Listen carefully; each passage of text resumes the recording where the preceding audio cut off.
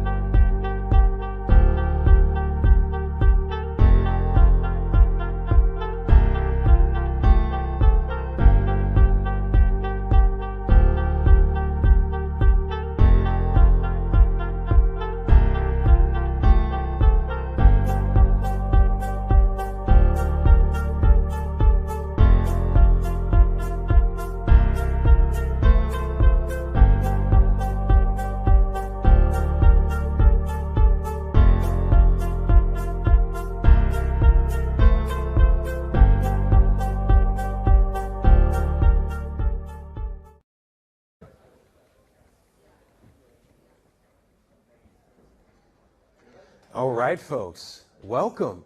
Happy Thursday to day 3 of ECC, and more importantly, welcome to the NEAR AI Tech Showcase.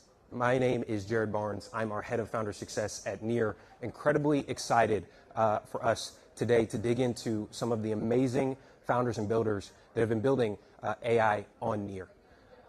Today is actually all about really unveiling some of the founders that we have been working very closely with over the past few months as part of our incubation program. And you're going to hear from some amazing panelists and our founder and CEO, Illia Polosukhin, later today, really dig into what we're doing in AI. Just to tee up our time today as well, to give some context for folks who aren't familiar with NEAR, we believe in a world where all people control their own assets, data, and power of governance. And in order to do that, our mission and function specifically through this incubation program, and what you're going to hear through founders today, is actually incubating this user-owned AI stack and really making this real. What does that actually mean? What is user-owned AI and what is this stack? Again, Illia is going to deep dive this for you later today in depth, but so you understand, you're going to hear from teams at each layer of this stack, from the data layer and data monetization and data acquisition, to compute, inference and model training, to agent frameworks, and really, really exciting things that are happening at the consumer layer as well. Today, there have been a lot of panels. There have been a lot of decks I'm sure you all have seen at this conference, which are absolutely amazing, but we really want to get into the tech. I was talking to some folks outside in the lobby and want to reiterate, each one of these founders has products that are live and ready that you're going to really get to see today. And so we're excited to make AI real and really allow you all to interact with these products and really dig in. And so 2 quick calls to action, because I actually want to get off of this stage and get our founders on the stage. If you are an AI founder building in this space, join our community. You can scan this QR code. We have an amazing Telegram chat. You can talk to any folks that are in that chat to learn a little bit more. And then if you haven't already, check out our AI office hours. Illia Polosukhin and Skidanov do an amazing job. They just did a really, really cool whiteboard session actually talking about the importance of model training and what's happening in the space.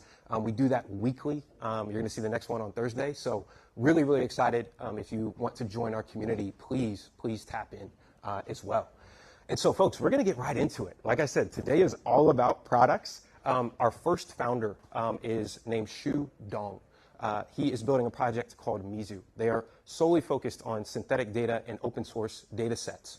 Shu is based in Singapore and was not able to make it today, but He did pre-record a demo, so we're going to start off and kick it off with Shu, hearing a little bit more about Mizu. Hi, everyone. My name is Shu, and I'm founder of Mizu. Mizu is a decentralized open data network, and our goal is to establish the largest and the first open source data network in the world. So this is like what we have been built today. Here you can see that this is the real metrics. We are importing, like there's a strong pipelines behind the front end to really importing the data into this kind of network, and this data is all like real-time data. So we already like processed about like 300K data records, and there's 5 billion tokens already been processed, and total data size is 300 megabytes. But like we're estimating in the next 2 months we'll be able to process 1 terabyte of the data in our network.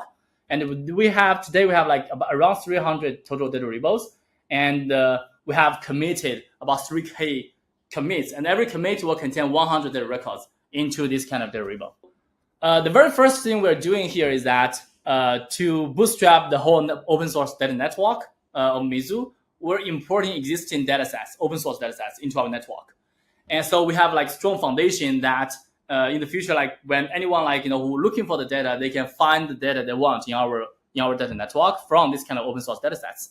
And the very first data sets we're importing into our network is called DAMA.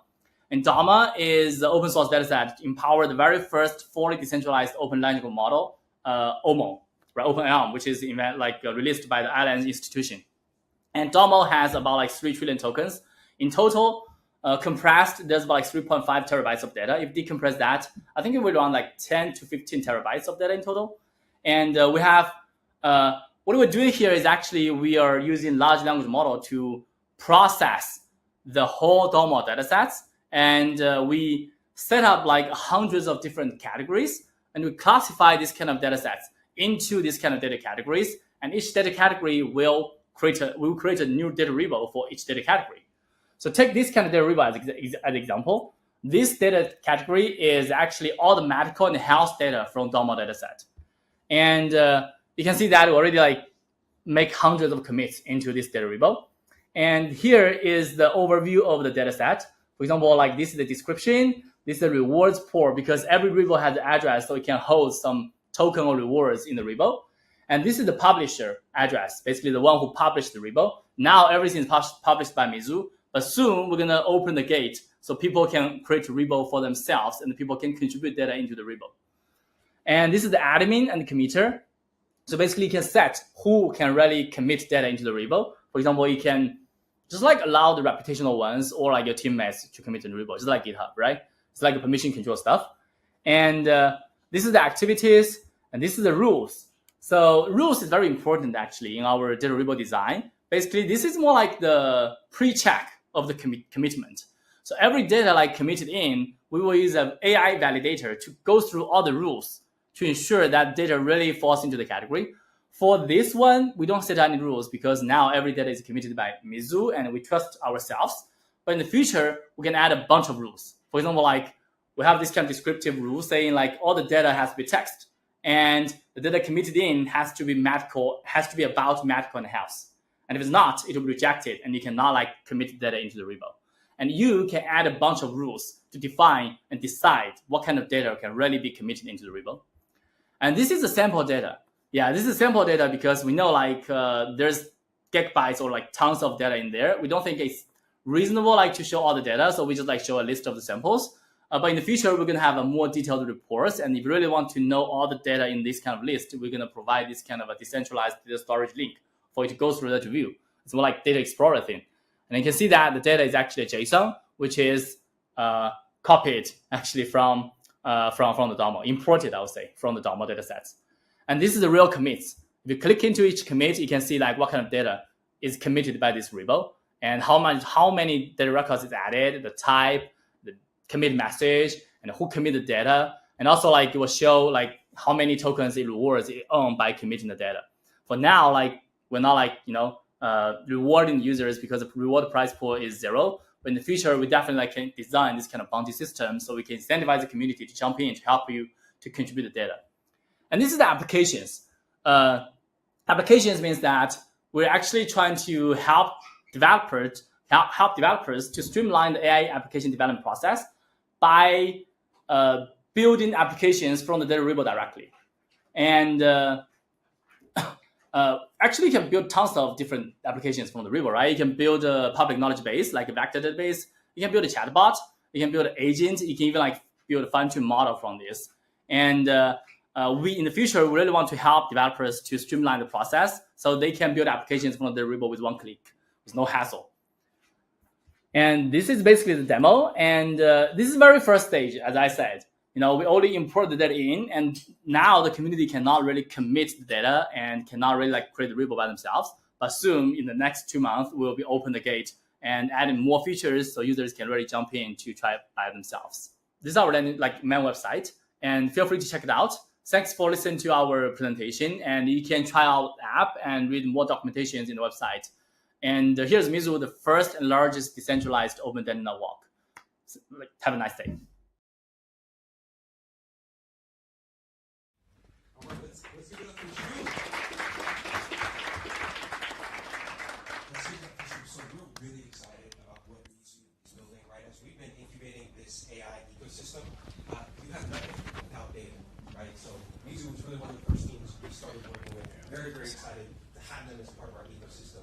And next up, we have another really, really important piece of our AI stack, which is GPU cloud and inference. We're going to have Jeremy here from Hyperbolic share a little bit more specifically about what they are building, what is live today, and what you can engage with. And again, if you want to check out Mizu and those data sets, they're actually live right now. It's mizu.global. But Jeremy, I know you're getting set up. Do you want me to bring up that here? Okay, I'll give you the mic. Let's give a round of applause for Jeremy, and we'll get it going.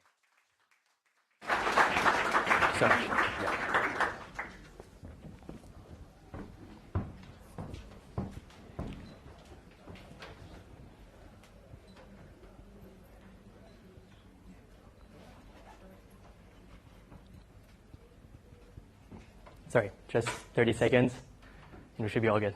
Yeah, appreciate it,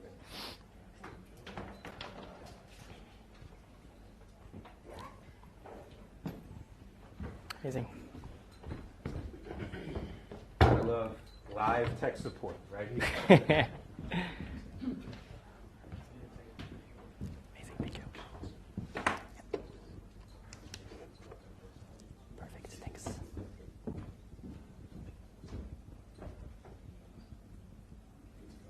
Okay, perfect. Okay, hi everyone. So I'm Jeremy, representing Hyperbolic. I'm leading business operations at Hyperbolic. And we are basically building the open access AI cloud with a mission to making AI accessible to everyone. For this, we're tackling 3 main goals. So goal number 1 is basically this GPU orchestration layer, the classic aggregating idle GPU resources from around the world, from multiple different sources. We're talking about data centers, on-prem machines, individual machines, mining farms, etc. For this, we built our very own HyperDOS, which is our Hyperbolic Distributed Operating System. We usually tend to say that we write consumer software basically, for clusters, not for computers. Let me give you a very simple example. Let's say that, you have a sitting idle GPU resource, or machine at home. Let's say that you have a 3090. Rather than joining Hyperbolic's network as a node, you'll be joining a cluster of 3090s. And this is basically to build services, on top of it. So for now, we have the inference engine, and it's basically to have a very scalable and robust backend architecture. Goal number 2 is verification. So basically making sure that we can verify the entire AI pipeline.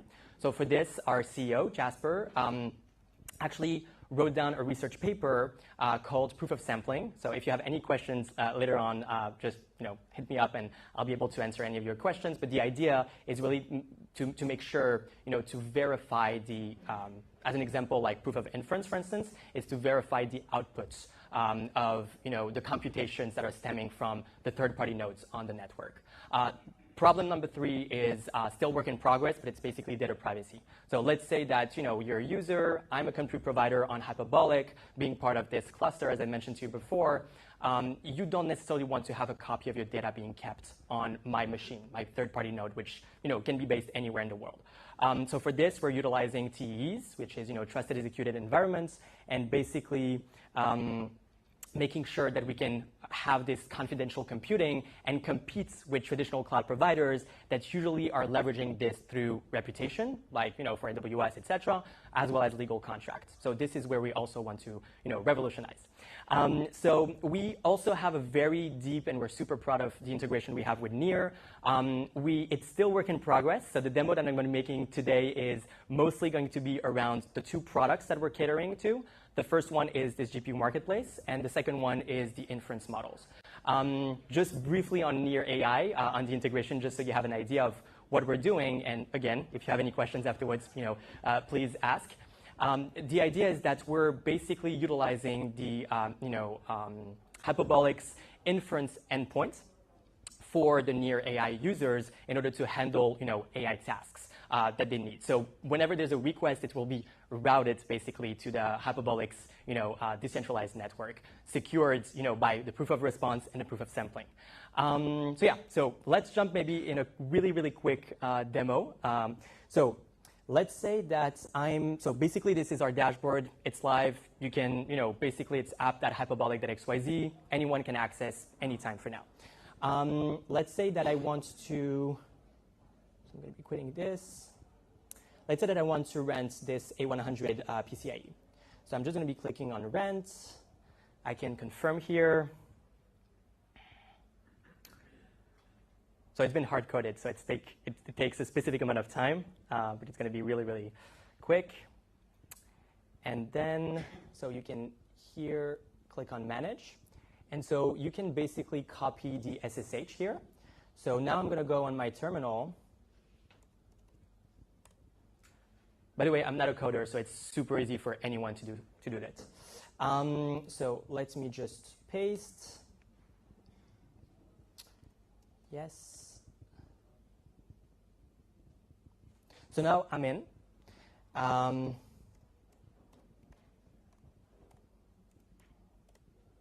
OK. So as you can see in here, let me put it a little bit bigger.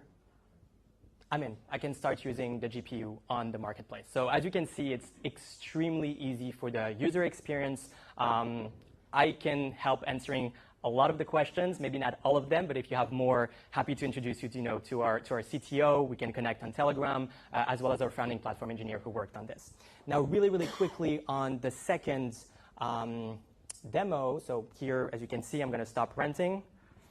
And so, as I mentioned really briefly before, you can basically connect with your Google account onto our app.hyperbolic.xyz, and you'll get $10 free credits to start using the GPUs on your own, or actually start using the inference that I'm going to be showing you in a couple seconds.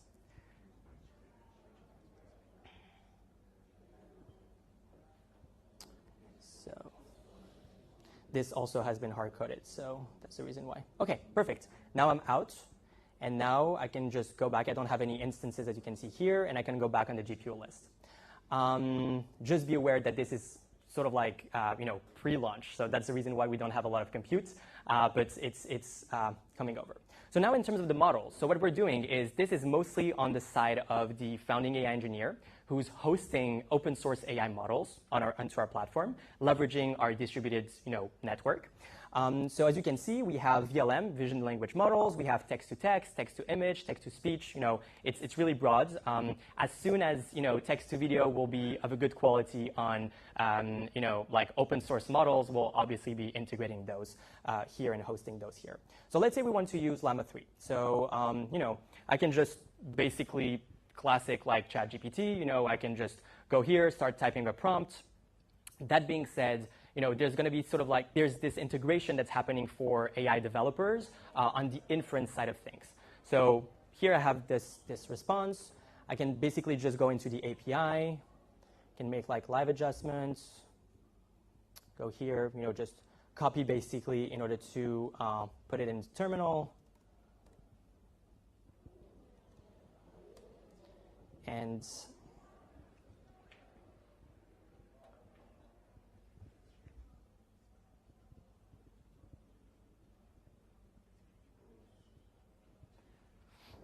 yeah, as you can see here, it's basically providing, reacting really fast. I can also, for the stream, put it for true in order to parse the answer in order to have something that's better to use for the developers with the API. But you get the point. That's extremely fast, extremely practical, because we're believing in the fact that it's not because we're doing it in a decentralized fashion that it should be complicated for everyone to to onboard and join us.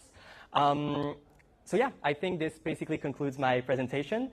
I actually happen to have a next talk in 15 minutes nearby, so I won't be able to answer your questions now, but in about 45 minutes, I'll be back. So, we'll be here until the end of the event, so happy to answer anything you have.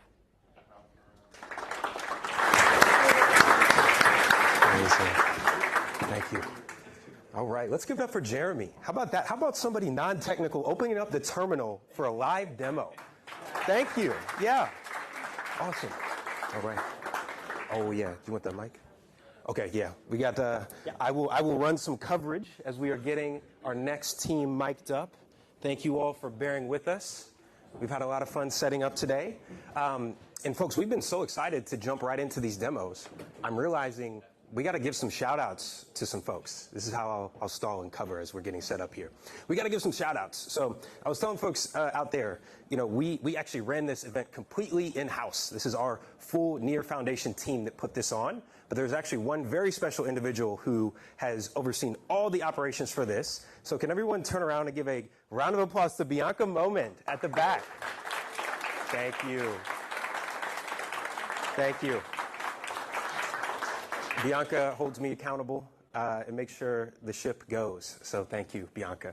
Whitney, are you ready? I'm ready. All right. So you've heard from Mizu, right, building at the data layer. You've heard from Jeremy at Hyperbolic, right, really a key part of our stack in training and inference. And you're about to hear from an amazing individual, and I'll allow him to introduce himself, Whitney Gibbs, CEO of Ringfence, who is also very much focused at the data layer as well. So as we've been building out our stack and the projects we're working with, we could not be more excited to work with Ringfence. So Whitney, I'm going to turn it over to you, and we're all set. Thanks, Jared. Big round of applause for Jared. They've absolutely crushed it with this event.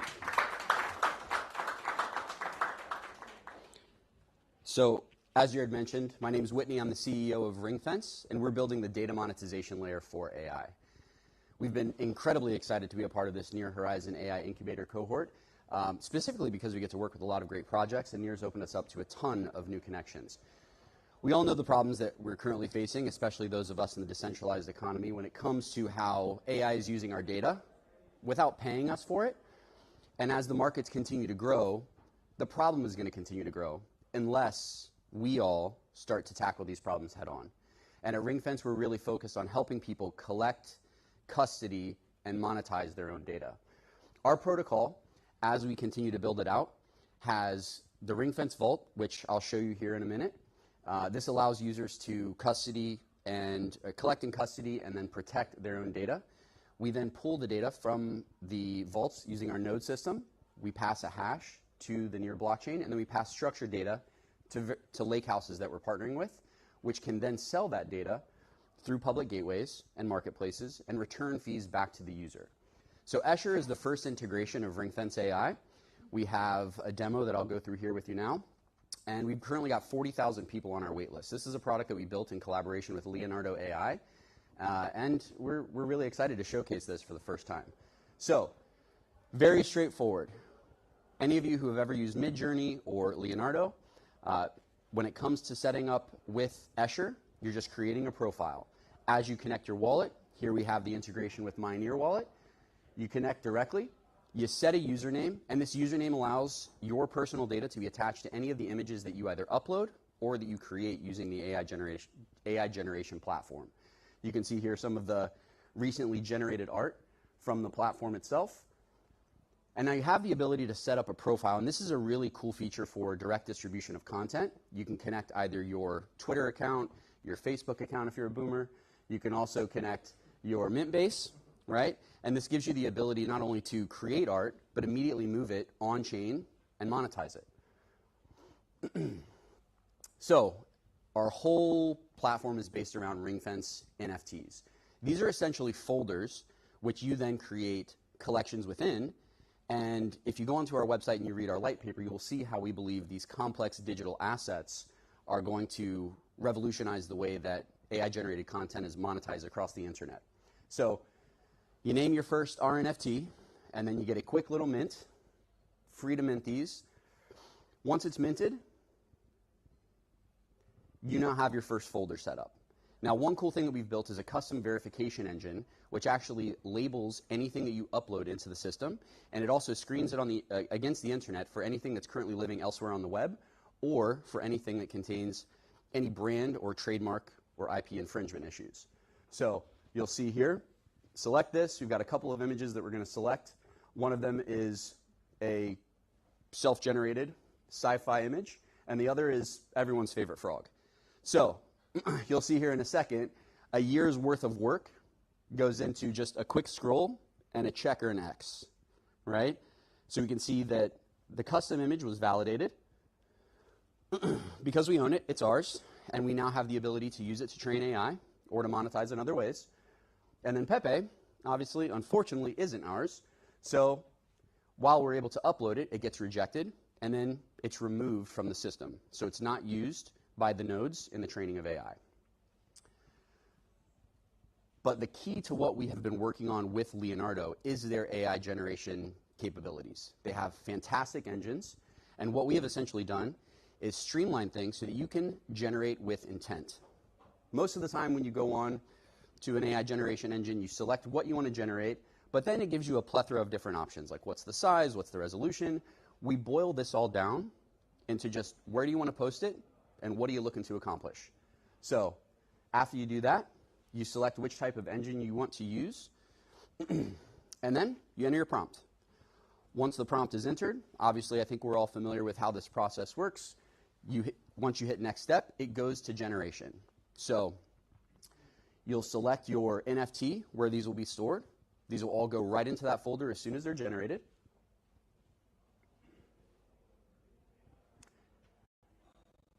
And here you go. You've got your 4 images generated. Now here is where we differ from other AI generation platforms. Your content NFTs, which are stored in your Ringfence NFT folder, can be used in different ways. Let's say you want to store them on chain or move them to a social media platform. You have the ability to do these. You can move them on chain through minting. They're immediately available to list on Mintbase because you've connected it through your profile. You also have the ability, obviously, to view every asset that you have either generated or uploaded in your Ringfence vault. And then you just select it, view in vault, and you'll see those all there. And then moving these online makes AI generation more of a social experience. So with Escher, you have the ability to take anything that you have generated and immediately move it from creation to distribution. So at first, we're starting with images. Next, we'll have video, then text, and then music. And all of these, as we integrate more social platforms, will have the ability to go from your profile and your generation directly to distribution, giving you the best chances at getting eyeballs and eventually monetization on the work that you're creating. So you can see the recently generated art there in the platform. And for us, we are big believers in the fact that all of us are missing out right now on the data that, or the value that our data brings, because we do believe that our data has value, and we believe that everyone should be able to ring fence it. Thank you.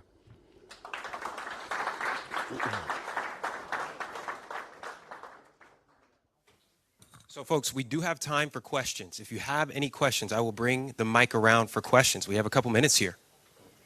Yeah.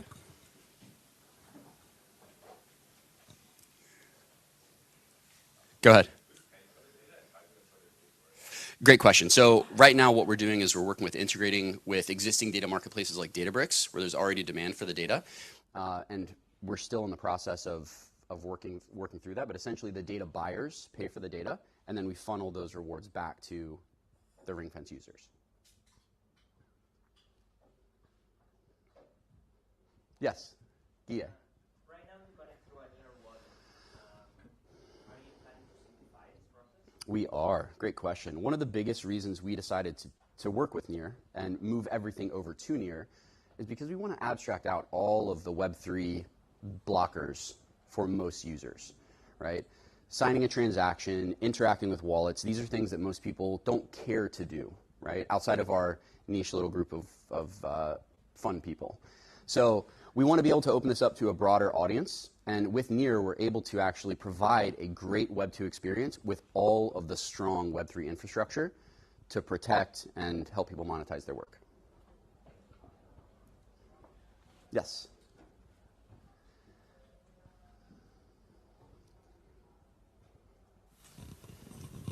What kind of model are you using for detection if the image has already been uploaded? So we've built a custom model. So we've used open source models that were untrained, and then we've spent the last year training and fine tuning. Yeah.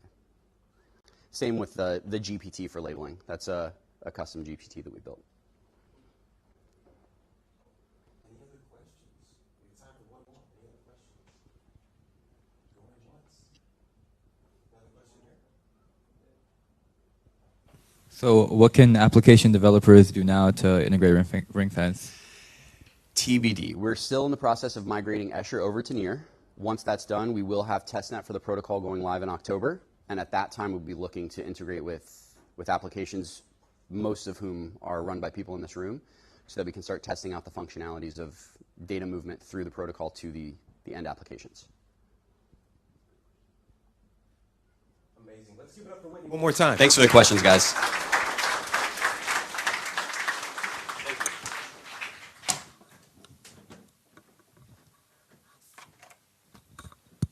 All right, folks. Well, you heard from the first three of our founders, and we have three more who are coming, but we're going to take a quick 10-minute break, chill. We got some food. We got a nice skylight outside, good venue. We'll take a quick 10, and then we'll be back for our next three founders.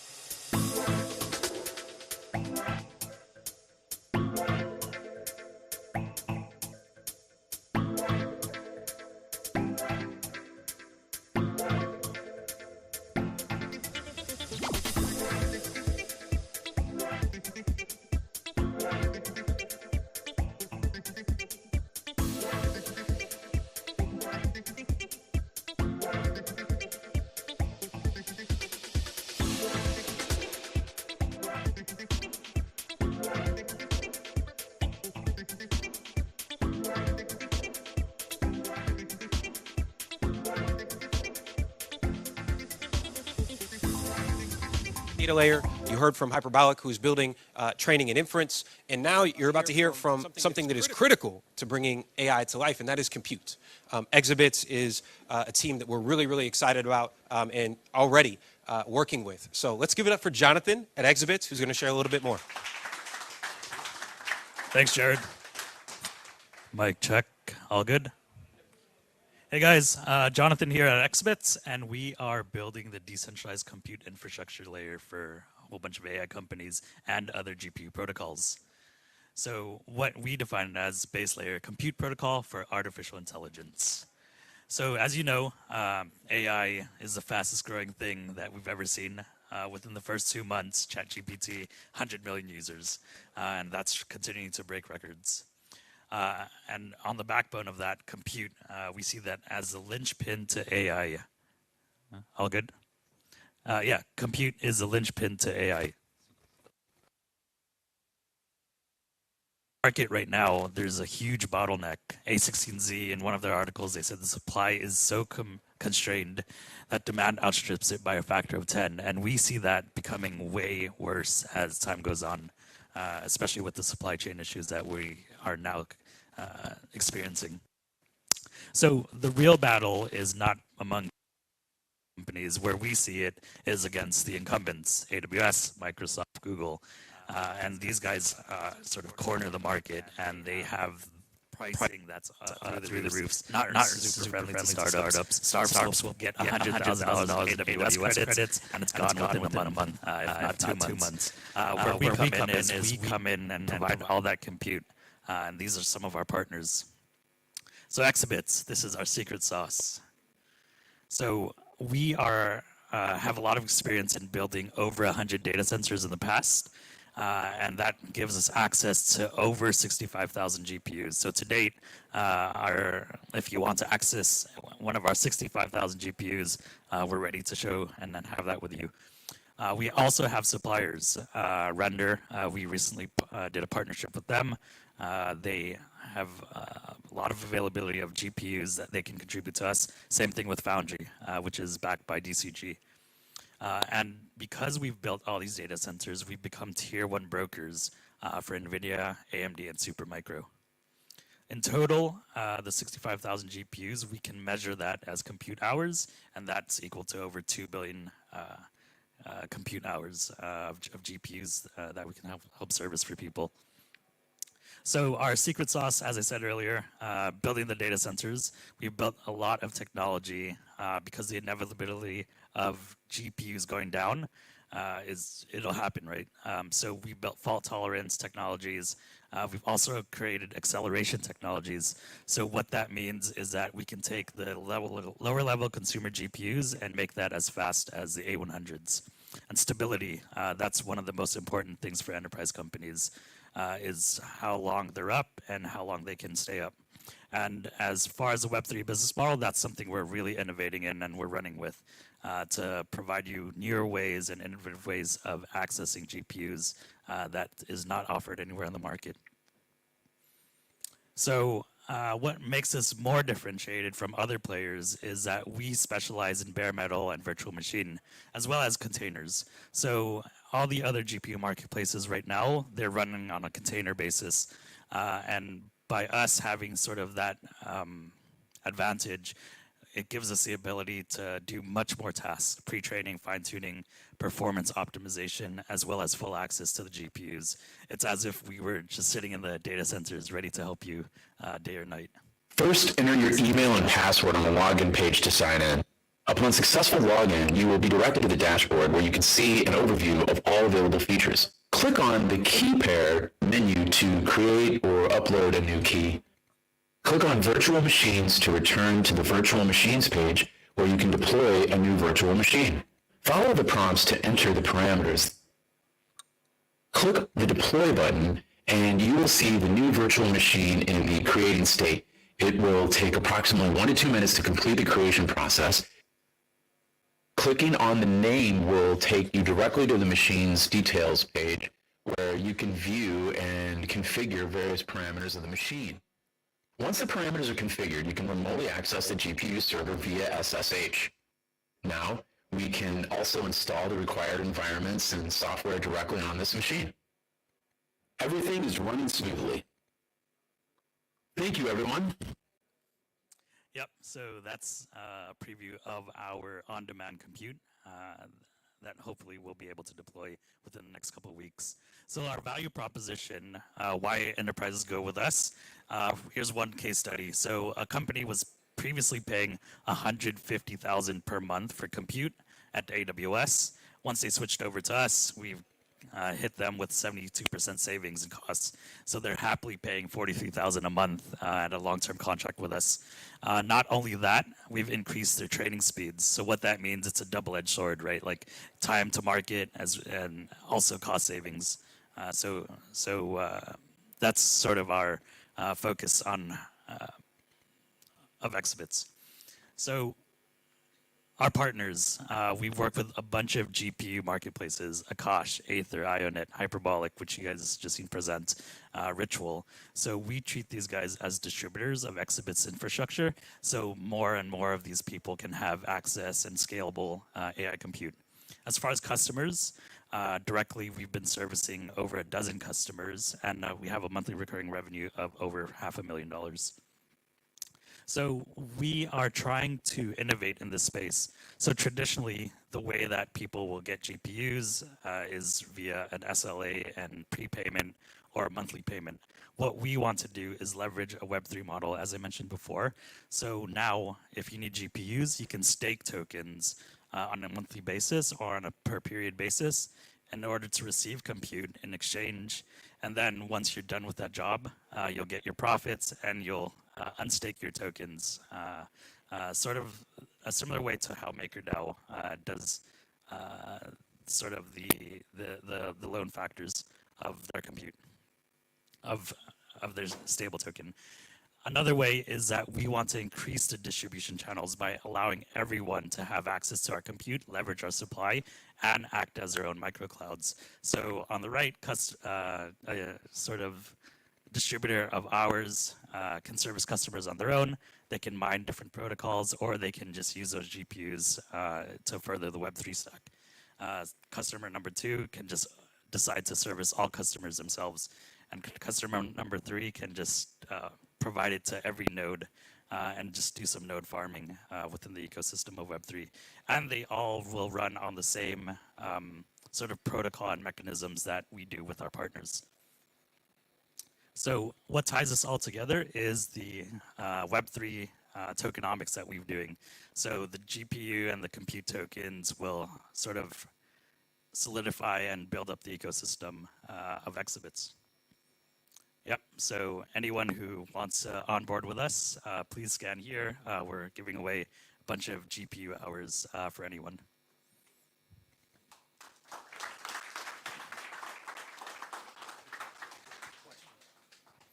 Any questions?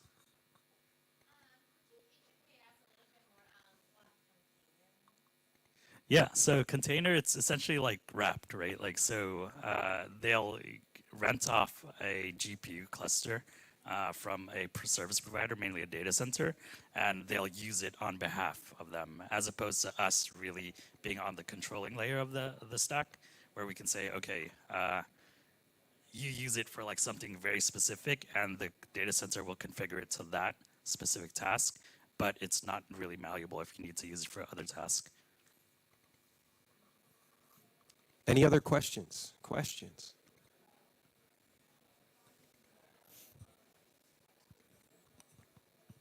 I get how one of your customers can save money. How do they improve their training speeds though by 30%? Is it because they went bare metal, or what was it about your product that allowed them to speed up training? Oh yeah, there's a lot of things. So mainly it's not necessarily on speeding up like the hardware itself. We're just adding more technologies that make it faster and make it more reliable. So one of the things that make it more reliable is our fault tolerance mechanisms, right?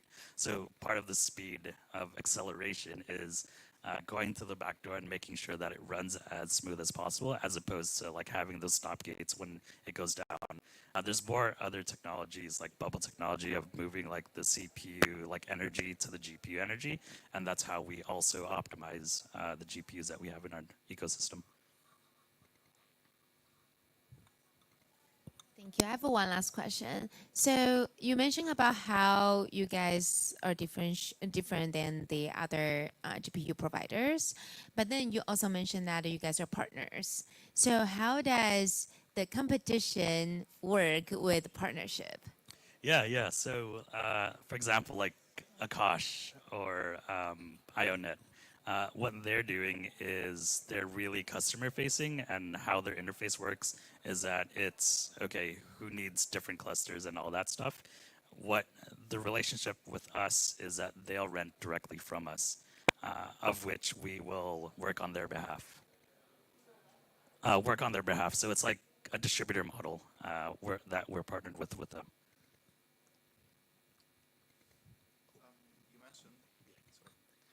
You mentioned that in one of your case studies you got better performance. Is that just because the customer was using different hardware versus AWS, or? As far as different hardware, I can't remember what specifically they were using at AWS, but it most likely was A100s at AWS. But then we switched them over to a combination of A100s and then focused a lot of their inference on more sort of reliable GPUs that we have in our network as well. So I'll explain it more after this. Any other final questions? Yes.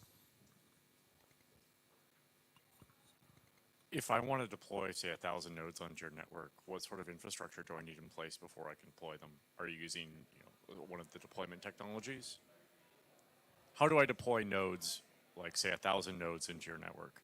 Oh, right now it's very white glove. So you'd have to just talk to our developers, and then we'll see what's the sort of standards that we can hit that will make sense for us, and then we'll work with you from there.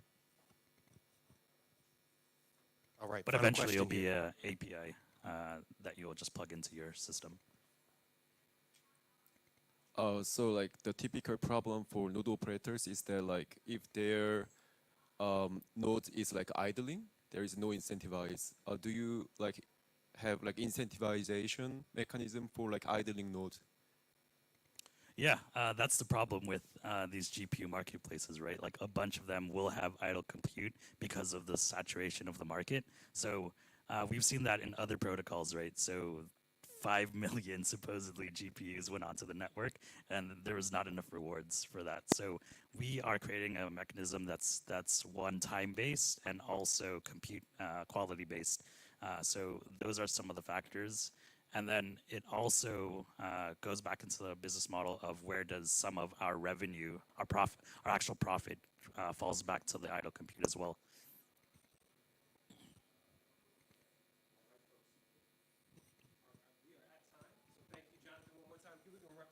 Thank you.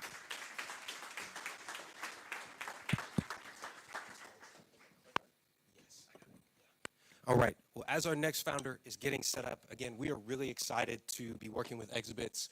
If you haven't already, they have a banner outside that has that QR code for the free H100 compute. If you're building in this space, highly recommend you check them out. Really excited about that team. For our next founder, we have two more left, is Don Gossin with Nevermind. Again, if you remember the architecture we shared in sourcing and working with each team at different layers of the stack, Don is really focused on the agent layer and really contributing to the agentic frameworks that are being built on NEAR. I know he's getting mic'd up now, but I will give him a moment to get ready. But Don has an incredible background in the space, has been building at the intersection of AI and Web3 for a very long time. Previously was one of the founders of Ocean Protocol. If you're familiar with Ocean, I'll allow Don to share a little bit more about his story and background, but we're very excited to see now AI and agents enter into the payments space. So Nevermind is really focused on agent-to-agent payments. So, Don, are you good to go? We're live. I successfully stalled for an extra 15 seconds. Yes. Maybe. Another 15 seconds. Okay, I got 15 more seconds. We got two team members from the NEAR Founder Success team in the back who have done an amazing job. Give it up for Dylan and Devin. Yes. Yes. This is a Team NEAR Foundation event brought to you by Collective. No, I don't. About 14 so, seems Don's having some technical trouble. That is okay. I'm not the CTO, so it's all right. Come on, you piece of shit. All right. There we go. Oh, hang on. All right. Yes, we should have had an agent just do that. Man. Guys, let's give it up for Don. Let's give it up for Don. All right. First order of business, thank you to NEAR HZN for organizing the event. Second order of business, Whitney, I need you to give me a crash course on how to do a proper presentation, because yours is way better than mine. You'll wait till you see how I embedded this shitty video. Okay, so I'm Don. I am the co-founder, CEO of Nevermind. We're building the decentralized AI payments protocol. Thank you, sir. So, our thesis is predicated on the belief that and the idea that we're witnessing the rise of a new consumer that's going to manifest as trillions of AI agents, and that these agents are going to change commerce forever.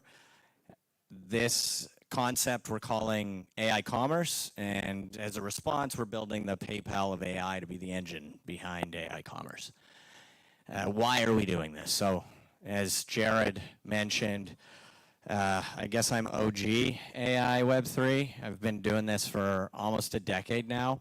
And one of the things that we've seen in particular over the last 18 to 24 months is builders that have built productive first AIs and now agents are really struggling to commercialize those propositions. The existing payment solutions, whether they're Web 2 based or Web 3 based, are very rigid and static in their structure.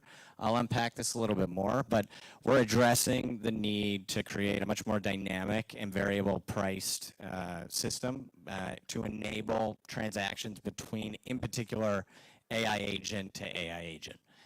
What does this mean? So if we are going to kind of unpack and look at the anatomy of an agent, this is a gross oversimplification of the construction or architecture of an agent. But really the idea here is to understand an agent can call on a bunch of different services or tools in response to a dynamic set of inputs. The simplest thing to conceptualize here is, let's say an AI agent is built with the GPT series of transformers. Any response could be routed to a given model within that series, depending on the, I guess, complexity of that request. So what you have is an agent user, whether that's a human or a carbon-based agent, as we like to call them, or a silicon-based agent, making a request to another agent. And then depending on that request, it gets routed to differing levels of complexity under the hood with these different models. So let's just say hypothetically, anybody in this room can use a particular model. Somebody makes a request that's multimodal in nature. That's going to get routed to a model that can handle the multimodality of that request, and that has an associated cost to it. Now, I'm a dumbass. I'm going to make a very simple request to this agent, and it's going to get routed to, let's say, probably like GPT 2.5 in this case. The cost variable there, we're talking about orders of magnitude and difference between those costs of the associated services that are called by the same agent. Existing payment systems are very static in nature. Stripe was created to sell t-shirts on the internet, right? Singular input, singular output. In this case, we're talking about dynamic inputs, variable response, variable cost. How do we actually settle that variability with the user? What's needed is a more complex system of unit accounting. And what we're finding at the moment is that builders have to build this themselves. They're being left to their own devices, and what they're inevitably building are these very clunky, bespoke solutions. First and foremost, they don't work very well. The UX sucks. Secondly, you know, if you hold our vision of trillions of AIs emerging that are going to interact, imagine every single AI imbued with its own form of payment and mechanism for transacting. They're just going to butt up against one another. It's prime for protocolization or standardization to simplify the overall process. So that's what we've built. We have built this system of unit accounting that manages this metered component between the service that's being rendered and then enabling the settlement to the specific user that's making the request. Now we'll go through a demo, and you will start to see what I'm talking about. So I'm going to show you the very simple interface that we have. It's much more complex, but I'm not going to show you the command line. But what we have here is effectively a widget. I can't use this particular chat interface until I've purchased these credits. What you're going to see here, I can log in with a wallet, but we've also gone through the motions of abstracting away all of the crypto complexity, so you can log in with your socials. So logging in with my socials right now. What we've also done is we've gone so far as, you'll see it in a second, you can pay in crypto for these credits, but you can also pay in fiat. Most users of AI services and AI agents at the moment, they're not on Web3, right? They don't know what the hell we're talking about. Here's a demonstration. We've actually integrated Stripe. This is just a test-like version. Feel free to use this credit card number. So we'll go through the activity of actually paying for these credits. In this case, it was $1 for 15. And once I've made the purchase, these get loaded into the wallet that was created via my registration with my socials. So now this is going to recognize that I've logged in and I have these credits, and I can now interface with this agent through this simple user interface. So I've asked the question, I get a response, and now what you'll see is there was one credit redeemed for that request.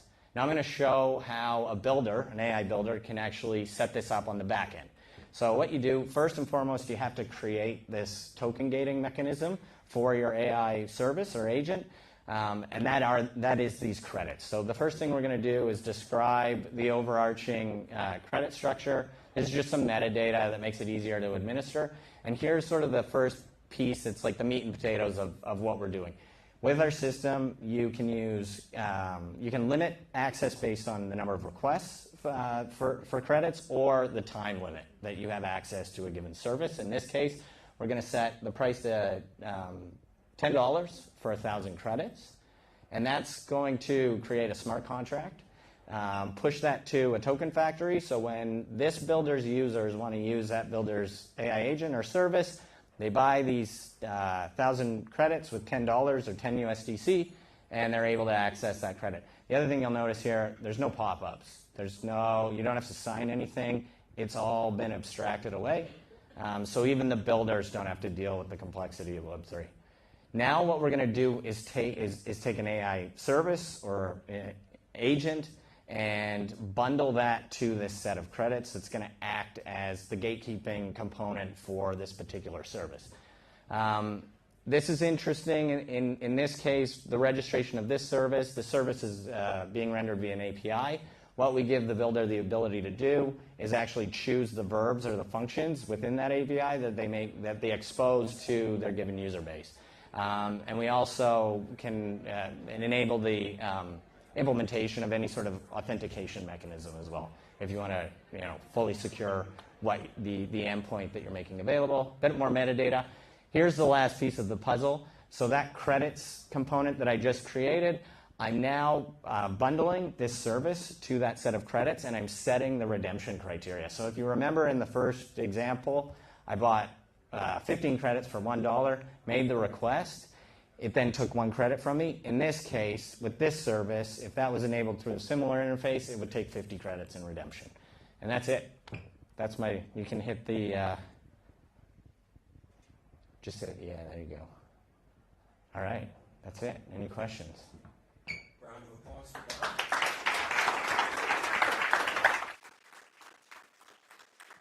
that. There's a bunch more stuff you can do, but it's, yeah. Yeah, any questions, folks? We do have one in the back, okay.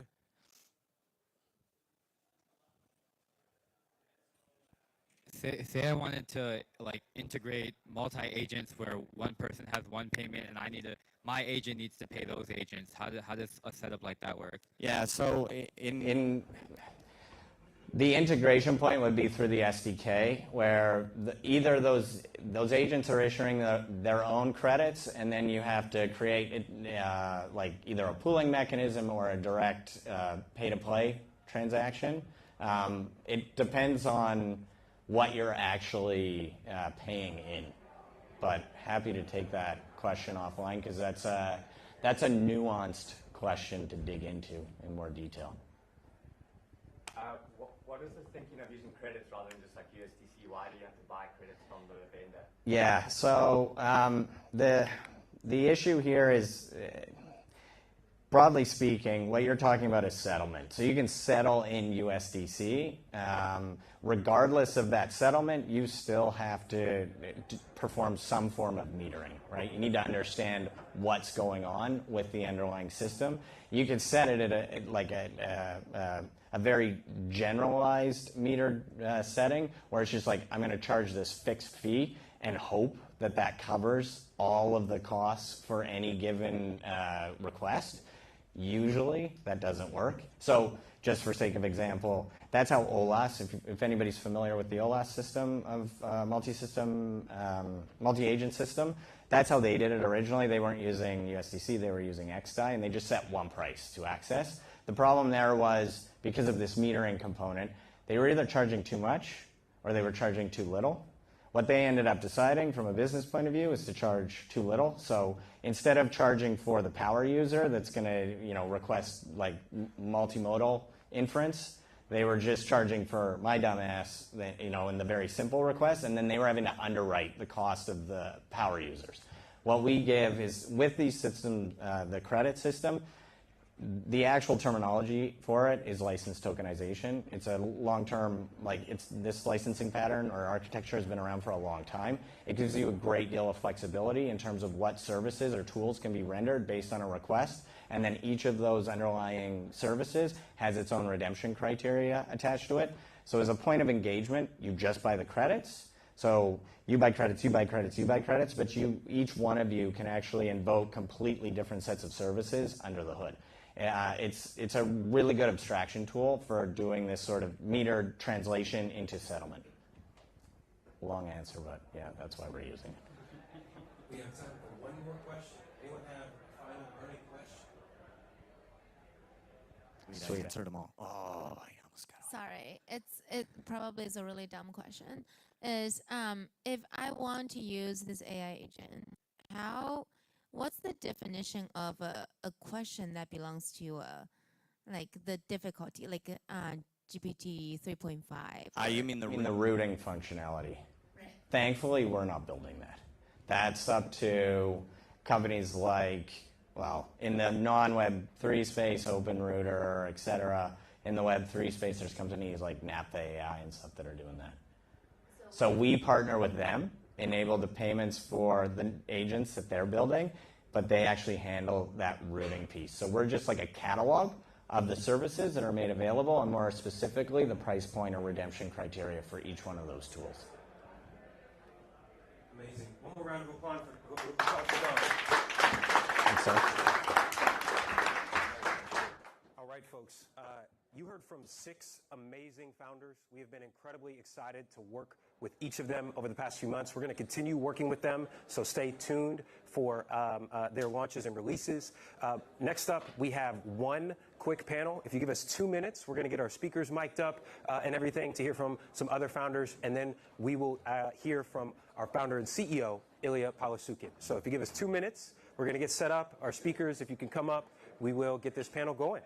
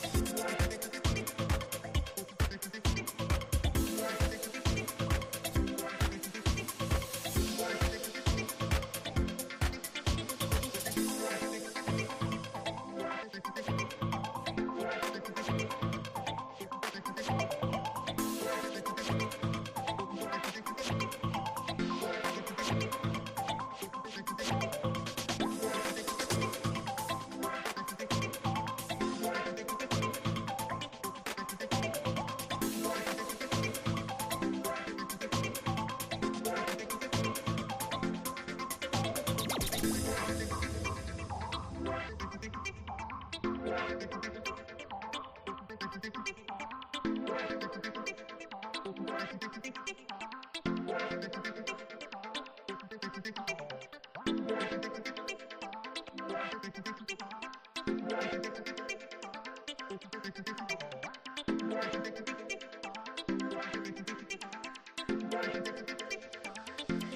bearing with us in our transition time. You heard from some amazing founders and got to see some products, but we also want to talk about what's happening in the market. Very excited for this next panel. We have some amazing founders and investors who will be introducing themselves, talking about what's happening in the market, and more importantly, talking about what they're building as well. So I'm going to turn it over to our moderator, Casey Caruso. Thank you, Jared. Okay, it's very exciting to be here. I'm a huge fan of this ecosystem, and so we'll try to make this as entertaining as possible. Maybe let's start with intros, and we can start at the tail end and move forward, just so the audience knows who's chatting today. Awesome, thank you. Hello, testing. Yeah, perfect. Awesome, thank you, Casey, for kicking this off. First of all, I'd like to thank the NEAR team for organizing this wonderful event. They've been great at this. No, maybe louder. Hello, testing. Thank you, I'll be louder. Like you're gonna eat it. Is that a volume thing, maybe? Actually, no. There won't be a volume from you in the back. Anyway, firstly, thank you to the NEAR team for organizing this splendid event. And my name is Leo. I'm a computer scientist by training. I'm the co-founder and CEO of Supersite. And at Supersite, what we're building is the base layer for AI agents. And I'll hand it over to Matthias. Well, maybe before we even go forward, just because the base layer for agents is now becoming almost a popular thing to say, can you just give like a little bit more granular detail of what that means? Thank you for catching that. So essentially what we do at Supersite is we're like giving agents the information for them to be able to take like different actions. And specifically what we do is essentially like if you wanted to set up a trading agent, what it does is, let's say if 30% of the top 100 most profitable traders of Lido buy an asset within a 6-hour window, buy that asset for me. So this kind of a like programmatic execution before, if you wanted to build it, you would have to be a sophisticated actor in the space, such as a fund who would have these data pipelines ready. But essentially, what we at Supersite enable is like for you to be able to build these kinds of trading agents or any kind of other agent based on real-time data to take actions. So that's what we're building. Awesome. Yeah, thanks. And also, again, thanks to the NEAR Foundation for organizing. It's been an amazing event so far. So my name is Matthias. I work for Million, focusing mainly on AI research. That's also my background. I have a more traditional, let's say, AI background. And I think this is the only room in the world where you can use traditional and AI in the same sentence together, but here we are. And what Million does is we're building a privacy-preserving computational layer. So for those of you who are familiar, there are loads of privacy-enhancing technologies out there at the moment. So you've got FHE, fully homomorphic encryption. You've got MPC, multi-party computes, which is mainly our biggest focus. So lots of 3-letter acronyms. And essentially, what we try to do is bring all of these technologies together to build that privacy-enhancing computational layer. Because currently, you've got encryption at rest, encryption in transit that have become so ubiquitous in the current internet landscape, even to the point that if you try to access a website through HTTP instead of HTTPS, your browser, whichever one you use, either assumes that you made a mistake or tells you that you're absolutely out of your mind. And we believe that the logical continuation of that will be encryption during computation as well, which has for a long time been first impossible, then infeasible, and now showing signs of actually we might just be able to do it. So that's what we do. And it's an L1? It's a computational foundational layer, yeah. Okay. There you go. All right. Hey, everyone. I'm Don Gosson. I just presented, but for those of you that weren't in the room, I'm the CEO and co-founder of Nevermind. We're building the decentralized AI payments protocol. So our thesis is predicated on this idea that we're witnessing the rise of a new consumer, that will manifest as trillions of AI agents, and that these agents will change commerce forever. We call this concept AI commerce, and we're building the PayPal of AI to be the engine behind AI commerce.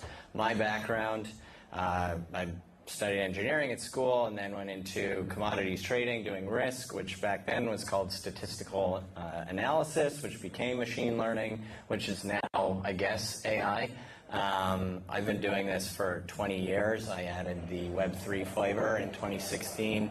I guess at this point, I kind of OG AI Web3. I co-founded a project called Ocean Protocol back in 2017. And yeah, this is kind of wow, I didn't know that. My life's work on display. Yeah. Great. Okay, and then really quickly, I guess just to do a one-liner on me too. I'm also a computer scientist by training, and I was previously an engineer at Google and then was an investment partner at Paradigm, and now I run my own frontier tech firm. And I have so much respect for all the builders in this space, so very great to be chatting with all three of you. Okay, so one quick question for Nilian, and then I have a few themes that we can talk about. I quickly do want to touch on the difference between the TEEs, the fully homomorphic encryption, and then also the ZK, because it feels like we've been chatting a lot about these three technologies over the last week, and if you could educate the audience and kind of the difference between them and where you're actually using them, I think that would be interesting. Yeah, of course.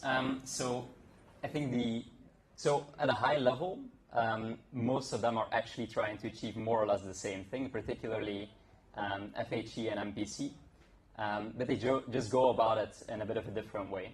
So FHE, without maybe stepping into a gruesome technical detail, essentially what it tries to do is it tries to encrypt your data in a very specific way that allows essentially the computations on that encrypted data to translate into computations that would hold on the underlying data once you decrypt it. That adds a bit of computational overhead that has been decreasing dramatically because of protocol improvements, but also hardware improvements. So yeah, that's on a downward trend. And then there is MPC that essentially tries to tackle the same problem, but in a different way, in that it encrypts your data by essentially sharding it and sending each shard to a different party in a network that performs computation on that. So the computational overhead is a lot lower there, but you do need some kind of communication between those nodes, so the overhead is just different. It's more connectivity instead of computation. And then ZK is actually a little bit different. That's more kind of assuming that you have a party that kind of holds a lot of information itself and wants to prove whether or not something is the case to a third party. So I guess that is like what it tries to do is actually a little bit different. But also maybe to add on to that is that I think we're kind of seeing this shift where we used to think about these technologies in sort of silo terms as very different technologies, and one will end up winning, which one will it be, and making bets on that. Whereas actually now you're trying to see this shift where all of these technologies are kind of blending together, and people are really, we as an industry are really starting to see that there is no silver bullet, and the lines between these technologies are a lot more blurry than we initially thought. I completely agree with this in that less than a year ago, it was this versus that. And I'll tell you, two of my portfolio companies who used to have that frame of mind are now using TEs for model privacy and then using HFE for data privacy. And they're actually using them together instead of choosing between them. So I echo that from at least my vantage point. Okay, so before we even go deeper, I want to better understand who's in the audience. So can we do a show of hands on if you're a developer? Okay, and maybe can you raise your hand if it would be more interesting to learn about what this technology is being used for? Like, raise your hand if that's interesting. Okay, or if how this technology is built. Like, what is the technology behind this? Okay, so let's go more in the direction of utility for now. Maybe we'll do like an explain it like I'm 5 showing here, and we can go around and just explain one use case that you have the highest conviction in working over the next year in crypto, and explain a world with it, or a world with it working and a world without it working, meaning like, why do we need it? And anyone can understand it, very simple. Don't high IQ us. Who's that? Anyone can start. You go ahead. I'll go. Is the question clear? Does it make sense? So use case. Yes, but you understand the constraints. Yeah. Okay. Okay. So here's an exciting space. It's located in gaming. Great. You got everyone should check And it this out. is your highest conviction use case. Make sure. So I think, yeah, well, I mean, I got a lot of convictions, Casey, but this is a high conviction I'll take it. use case. All right, because it's pretty fun. Check out these guys. It's called Chirper, CHIRPER. So they've created this uncucked online Dungeons and Dragons. So it's completely unrestrained models behind the scenes, and you can create these characters. So it's like prompt tuning or instruction tuning to create these characters. And then they can go out into this gradually forming universe, right? As all these new agents come in, and they run autonomously. But because it's uncucked, you can set up like murder bots that go out and murder. This is the first use case you're going to tell to the audience. It's because I'm gaming. Yeah, because this is what we want. I mean, look, Gladiator 2's coming out, right? Like, we like this kind of entertainment. So I just want to say I did not approve of being on the panel. yeah, by the way, I'm not Brendan. I had food poisoning, so I took a spot, sucker. Actually, no, I am Brendan Playfair. Playfair. No, sorry. So, yeah, this ecosystem is awesome, right? And it's totally autonomous. So these bots go out, these agents go out, and they like work with one another, or they murder one another, and in real time. What's happening off the top of that? It's becoming this content creation site where those that are unleashing these agents into that universe are now saying, I want the storylines, but it's not really consumable for me as it happens on these servers, right? So now what these guys are doing is effectively extracting those narratives out of this ecosystem and creating like a fully generative AI content universe. You made Laura leave, just saying. That's like, it's this Netflix for the new age of AI agents. And it's UGC. It's like being serious. So that is kind of interesting. Yeah. It's that it's completely generated by these users without constraints. Without constraints. I mean, it's the unconstrained aspect of this that I think is going to be what people, like users, gravitate towards. Okay. Right? So what interests me specifically from a business point of view is that the team that's building this has recognized the need as these agents kind of live with each other in this ecosystem. What they've recognized is the need for rewards amongst these agents, as well as the consumers that exist on the peripheral that want to tip the other agents that exist within this universe. So they gravitated towards Web3, and the efficacy of what we've built from a digital point of view and all these foundational elements. So this is the type of use case I think it's going to be like earth-shatteringly good when it comes to content creation. Anyway. How am I going to... how will I strum this? If you want to go... So the timeline was a year, right?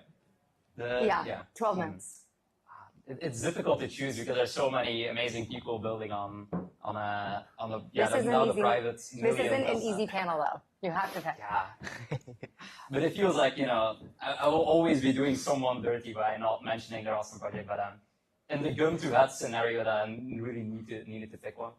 I think ultimately, if you think about Gen AI, what everyone wants is a personalized AI assistant, right? Like just an AI that knows all about you, full context, and can help you in like all facets of personal and professional life. Of course, there is the obvious ideological problem of, well, in order for such a system to exist, it needs access to all of this information and personal information, sensitive information, that the willingness of people to give that system access to that information is at an all-time low, right?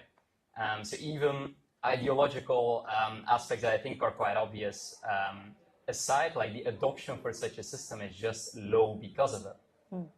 So what I'm very excited about is essentially a fully private, personalized AI assistant, where you still get the value that I think each and every one of us would use such a system because it's such an obvious value add to so many facets of our life without really paying the privacy price, let's say, for it.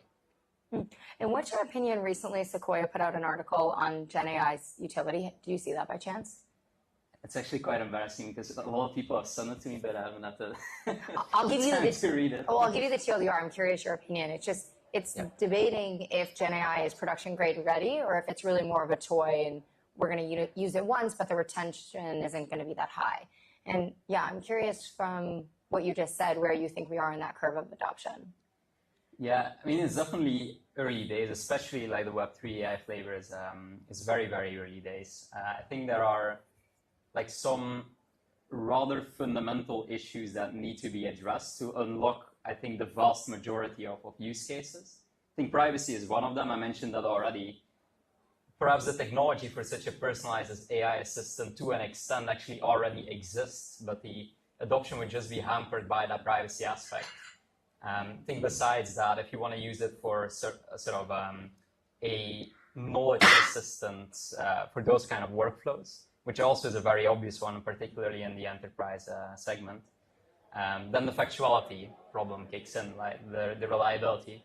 So I think for the current sort of obvious main use cases, there are these quite fundamental problems. But the good news is that there are a lot of promising avenues, a lot of promising directions that are being actively researched and built in that could provide viable solutions. But they would just need to be more of a 0 to 1, very new system rather than an incremental improvement. Thank you. In terms of use cases, what I find, I guess, most pragmatic and practical on the intersection of AI and crypto at the moment is reinventing DeFi in the sense of a UX perspective. Because right now, I mean, if you look at the way that we use crypto specifically, it's actually like very cumbersome to bridge assets across different chains, to have like all of these actions that you sometimes spend like 3 to 4 hours on to just like, for example, like buy NFTs on a new chain. So essentially, I think that in terms of like improving usability for crypto, I think there's definitely a very good use case that can open up, I guess, a lot more new opportunities. So we can reinvent DeFi in the sense that you can have like, I guess, on-chain index funds that what they do is like they automatically rebalance a portfolio based on like certain events that have happened in the world. Or what you could do is you could build like automated liquidity management like platforms. You could have intent-based solver networks. So these are all use cases in DeFi that are now possible because of all of the advancements that are happening in like the AI and ML spaces. And they should make it so easy that even a 5-year-old can actually like learn crypto, pick it up, and there's no longer a barrier to entry. And I guess the gold standard is, for example, like when everybody's grandma can like use crypto without ever having to actually like learn new words, new technologies. And I think that the intersection of AI x crypto actually helps a lot with that. Do you think we're... Oh, I wanted to ask you a question. Oh, wait, can I ask for a follow-up question? Okay, yeah. Okay. Do you think we're there yet? Yes or no? And then, well, I'll pause there. Do you think yes? Great question. I mean, we're getting there. So at Supersite, we have 170,000 users who use our products today to get like answers from blockchain data. But like in terms of where we are in terms of adoption, I think adoption for crypto as a whole has been a bit slow to take off in terms of using different products on chain. But we're getting there. We're definitely getting there. And I think over the next 3 to 4 years, like there's going to be like exponential jumps in improvement in terms of crypto UX. Yeah. I agree with that vision. I think just to raise one skepticism I have, it's that you'd have to have extreme trust with the agentic flows because you're dealing with money. And so while the value proposition is a lot higher, the risk is also a lot higher. And I think I'm more likely to trust like an Amazon agent to buy me shoes than deal with my money. That's kind of, and we're not even there yet because, you know, agents are still not production grade in a lot of ways. But I love the vision. No, that's a great point, actually. The thing is that, like, we've been trying to apply non-deterministic models in every setting, and not every task needs non-deterministic models. So, for example, if you can reduce the problem down to a more deterministic space, then we can actually, like, take actions more correctly than what I would have done as a human, for example. But I think that's the problem. We're trying to fit in generative AI in a lot of spaces right now where it doesn't necessarily belong. Yeah. But I think slowly as the hype dies down a bit, we will get to a point where we like use the right models for different tasks. Yeah, and use deterministic APIs instead of these like just LLM browser-based agents for a lot of maybe the DeFi stuff. So it's not as risky in terms of execution. Exactly. Yeah. That's smart. That's smart. What's your take on the Sequoia update? Because my interpretation, like, there's a bit of nuance to it, right? Mm-hmm. They seem to be questioning the ubiquity of AI, but I've got some anecdotal evidence that points to the utility and its production readiness of this stuff. I can talk about that, but I want to get, because you're coming from the investor side, so I want to see is there any rebuttal, or do you see the same thing that they're seeing? Okay, well, first, I think it's really important that we have programs to help accelerate, like Horizon, quick call out to NEAR. But in general, kind of zooming out, I'll give a stat, which is that when I was at Google, we had a team that was dedicated to basically getting AI into companies. It's like an enterprise deployment team. And maybe I'll ask the audience, this was 2019, what % of models that we built for enterprises do you think got into production?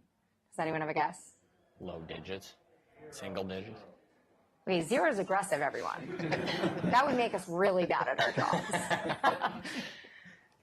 Okay, close. It's 30%, and because this audience was close, normal people are like 70, 95, but yeah, it's 30, and that was back in 2019 before there was even really generative AI, and this was just more deterministic linear models, and even that didn't even work. And so Gen AI is probably closer to 50%, and so I think we've always had this problem with AI, or not. Maybe that's a hyperbolization, but we've had this problem with AI for a long time, and we're still figuring out exactly where it can be used.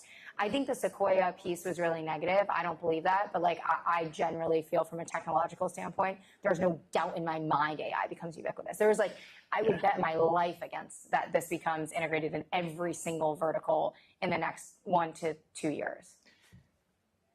I also feel like that article, where it's being utilized at the moment, is going to fall outside of the scope of that article, because they're looking at the investment that's going into AI-specific projects and then what's coming out of those projects, but they're not looking at like the long tail effect maybe. So yeah. I spent the better part of a decade and a half in IT consulting, and I've still got good connections into that space. So anecdotal evidence, right? When I tell my ex-colleagues what I'm working on, lights start to go off, right? My old boss, I met him a few weeks ago in Los Angeles. I told him what I was doing, and he's like, yes, this is exactly what we need. I don't know how many of you are Americans in the audience, but maybe you've heard of Slalom Consulting. It's a relatively big consulting agency in the US. What they're using AI for at the moment is to speed up their due diligence cycles. So what used to take between 4 to 8 weeks to basically the end result was an architectural document, they can now do that in a number of hours. They sit down with the stakeholders, they interview them, they transcribe the interview, wow. They put it through an LLM that they've trained, and then they get like 80% of the architectural documents out of it. And then they just have to spend the next couple days tweaking that document. He's looking at this from a business point of view. The current model that isn't going to be encapsulated in what Sequoia is looking at is a master services agreement and a corresponding SOW. right? It doesn't translate. Do you want to to tell the audience what it means? Yeah, so a master services agreement is just an agreement that a company like Slalom Consulting is going to have for the overall work that they do, and then there will be specific itemized pieces of work captured in what's called a statement of work. They're very broad, overarching, not very well-defined instruments for performing transactions effectively. Where my boss is already forward-thinking, right? He's like, we can use this development to undercut all of our competition and get these documents to market way faster than they can, but we can't do that under this existing economic and commercial constraint that we have with these types of agreements. They're too slow to formulate. So he's looking for opportunities where they can get more towards, it's something in consulting, it's called value-based pricing. It leads to, anyway, regardless, what he's talking about is getting to micropayments for basically paying for the hours of work that this productive agent in combination with a human in the loop is going to be able to produce. That's where we're already seeing the value. Okay, I don't think this is on, so this is why I'm doing this too. Okay, we have roughly 5 minutes, and I would love to do this in a Q&A format for the remainder of this. So does anybody have any burning questions? And if not, I can keep going. No one, really. We're doing such a good job. That's right. Yeah. Okay, if anybody does as we go, no. Okay. All right. Well, I would we can do kind of like a speed run here, and I'll ask a few questions, and we can keep the answer really short. If you weren't building what you're building right now in crypto AI within the same category intersection, what would you build? I would build I guess hardware acceleration frameworks for FHE, and try to, I guess, figure out how to make things less computationally intensive or make the hardware better. That space is going to be really hard. Damn, stole my idea.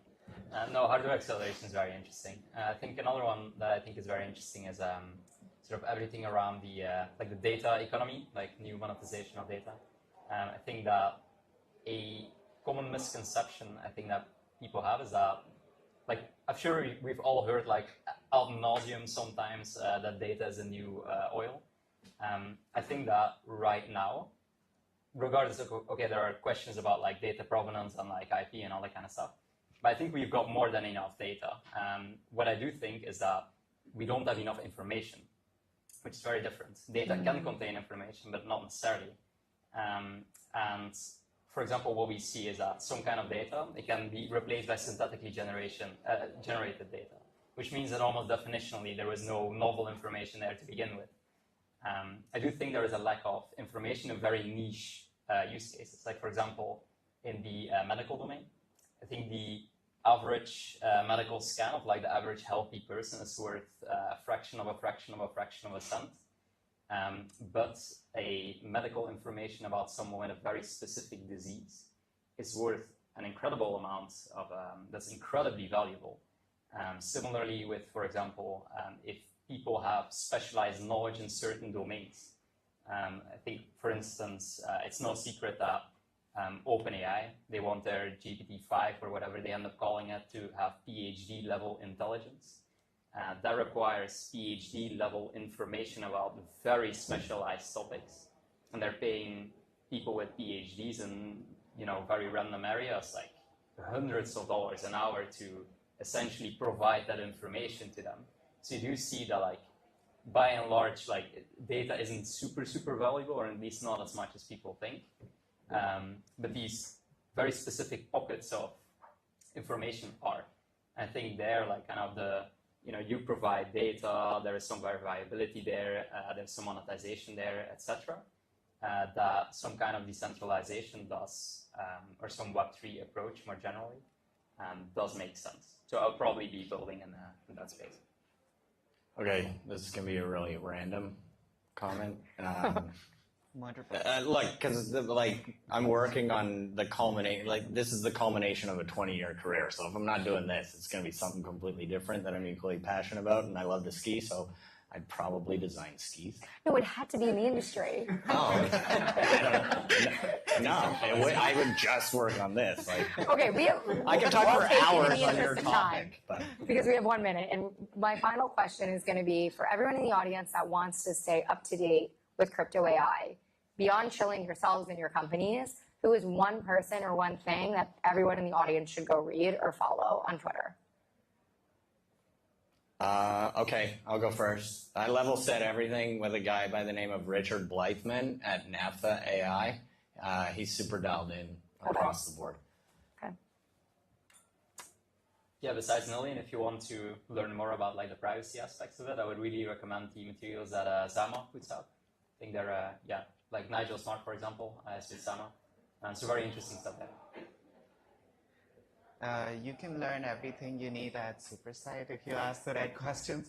But one report that I would like to really, give a shout out to is by Mohammed from Exolabs. He put together an incredible report on a primer to AI and crypto. And if you're just getting into the space, then make sure to read that report because that's the best way to enter and learn about everything in this space. Okay, great. Okay, and genuinely not to just shill NEAR, but I do think their Twitter is really good. Okay, that's it.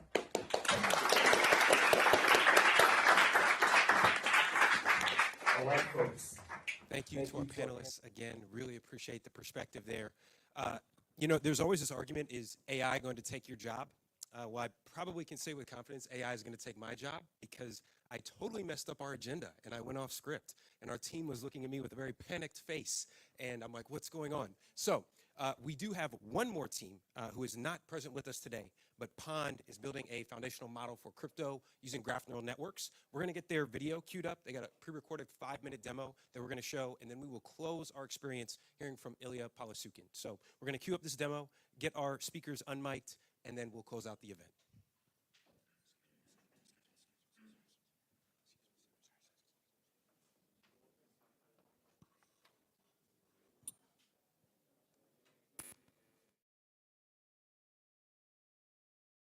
Hi guys, we are Pond. We are here to present what Pond is doing, and also we want to let you know how we are working with NEAR. So what we are doing here at Pond is we are building the foundational model network of crypto with a deep learning technique called graph neural network. So what is the model we are developing? So first of all, we need to understand what is crypto. What is the most crypto native data? So the most crypto native data, in our opinion, is the on-chain data. So the on-chain data is a form of graphical data. First of all, it can be represented by different nodes, which can be wallets, token contracts, and edges. Pretty much it's interactions between different nodes, like buy-sell transfer.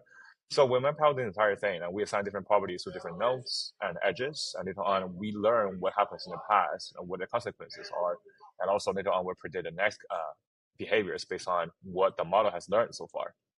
So as you can see, on the left side, this is the on-chain landscape. We have different nodes, different edges, and we have different interactions between them. So what our model is doing is reruns prediction of the next behaviors of on-chain. And later on, once we have the prediction of the behaviors based on the consequences of what the model has learned in the past, it can predict what the next consequences and also what the next behaviors are going to be with the context of what the edges are going to be or what the nodes are going to be. So from that, what you can do is you will have a foundational model. So many people, they have heard about what is language model as a foundation model of internet, because the majority of the data structure of internet is language. So the foundational model has to be a language model. So what a language model does at the end of the day is it learns from other relationship of different words and predict the next words. And that's how GPT gives an answer all the time. But when we're talking about crypto, first of all, we think the on-chain data hasn't been fully used. And the on-chain data is a graphical data, so the foundational model has to be a graph model, and this is what we are developing. So rather than predicting next words based on what have learned by this model, what the model is doing is predict the next behavior. So this is the high-level comparison of a language model and a graph model. Both of them, they are deep learning techniques, but they have been designed to process different types of data. So for now, what the model supports, on one hand, pretty much all the crypto-native use cases, like trading, social, and security. But initially, since we are early stage, we'll focus mainly on trading side, which is what we're doing here. So a lot of developers and traders, they've been using our model these days to run algo/quant tradings because previously it didn't have a benchmark model to execute orders or to develop different quant strategies to calculate statistical calculations and to do risk management. But now with our model, it's totally possible because the model aligns all the information available on chain and give you a highly dense output. So you can do something on top of that by combining some of the metrics. You can develop different trading strategies and execute different orders based on this machine learning machine learning powered decision making process. So for example, some of the developers they've been using they've been developing their own backtester and started backtesting their different strategies. And some of the quant traders these days they've been using our model to predict what is the next trend of different tokens. And let me show you how to use our backtester. So first of all, what you need to do is you log in on our official website, cryptopond.xyz, and you can launch Pond. And this is the backtester. You can develop your strategies, and you will be able to use our model directly from our API, which is in our developer community chat. And we can post this link to here as well. So what you do is you develop your own strategies, and you decide where and how you want to execute different orders based on what you have found from our model and also from the combination of your own metrics.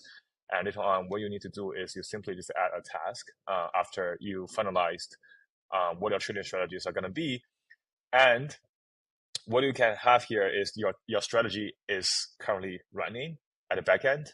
And I have run some example tests for you so we can save some time here. So after you found the run status is success, what you can do is you just click on detail and we'll be able to find what is your backtesting result. So from your strategies, which is our example strategy here with our model, and also our simple strategy, what you end of the day will get from this autonomous trading algorithm is you will generate around 3.4% of revenue in 2 weeks. You have 9 profitable trading days and 5 losing trading days. So that's what we'll give you, and also give you all the metrics like Sharpe ratio, and so you can adjust your strategies again and again and iterate on top of that and try to find what's the best strategy that's tailored for you, so you can make sure that you win the market. So here is the example that has been run successfully, and you can click on detail and you'll be able to know and find out how it's going to work out for you essentially. So still, using our application is fairly easy. So firstly, what you need to do is you can check our API doc, which is the link is here, and later on you will have the API access from our model, which is the behavior prediction. So initially, because we focus on trading, the model, although it's generalized, but it has a specific use case, which is the trading use case. What our API gives to you is the different token addresses with different predictive results, such as the price or the growth, or what different metrics are used to predict these results. And then once you have played with our API and you develop your own strategies and you have done your research, you feel like you don't want to combine XYZ metrics into this model output to fine tune a small model on top of it, or just use our model output to integrate it with whatever the models you are using today. And later on, you can develop these strategies from our backtesting system by importing this entire model outputs into this backtesting system and run this backtest, just like what I showed you just now. So yeah, by collaborating with NEAR, we do feel like we want to push this crypto AI and decentralize the AI landscape to a new level. And we believe developers are the new astronauts of this era. And if you are a model developer, you are a project founder, and you are a quant trader, feel free to join us, join the trend of NEAR and Pond, and work with us in some ways. And yeah, we are always here to help. And salute to NEAR, salute to Pond, and salute to you guys.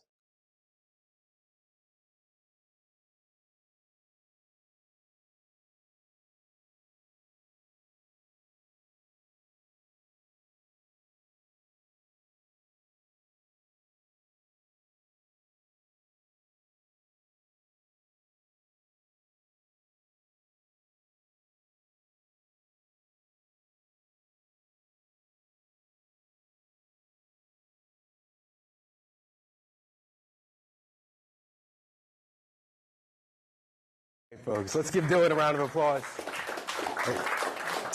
Again, he wasn't able to make it just due to some travel issues, but we're really, really excited about what he and the team are building through Pond. And thank you, team, for getting this as we're transitioning here. So, folks, you've heard from 6 incredible teams.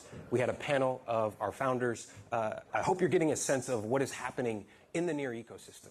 This is very much real, very much alive. Products are ready for usage. And so we've been incredibly excited about the momentum that is happening. And we would be remiss if we did not give the opportunity for our founder and CEO, Illia Polosukhin, to share a little bit more specifically about the broader vision, the broader roadmap, and things that are happening on NEAR. So I'm going to hand the stage over to him, and I'll get your slides queued up here. But let's give a round of applause for Illia. Thank you, thank you. Hope you guys had a good week. I'm pretty exhausted, but I think we're all getting ready for less conferencing and more shipping. So I'm excited about that. But yeah, as your kind of hopefully last talk of the week, I want to kind of wrap you up, and then we're all going to go and have that Belgian beer. So I'm kind of going to give you a quick overlook on what we've been working on NEAR AI and kind of some of the context of how we get there with user-owned AI. For those who are not familiar with me, I don't know what you're doing here, but fine. But so my background is in machine learning and AI. I've been doing that for about 10 years before jumping into the kind of crypto rabbit hole. And I worked across actually a bunch of stuff before deep learning, and then joined Google Research to work on natural language understanding and research, because I think natural language is where we have the human knowledge. This is where kind of we have the most information available, and we have a very kind of easy way to test, same as we test kids and adults if they know something by asking questions. And so we worked on natural language question answering, machine translation tasks, and one of the challenges we always faced was that the research we were doing using neural networks, with recurrent neural networks, was we could not put it in production.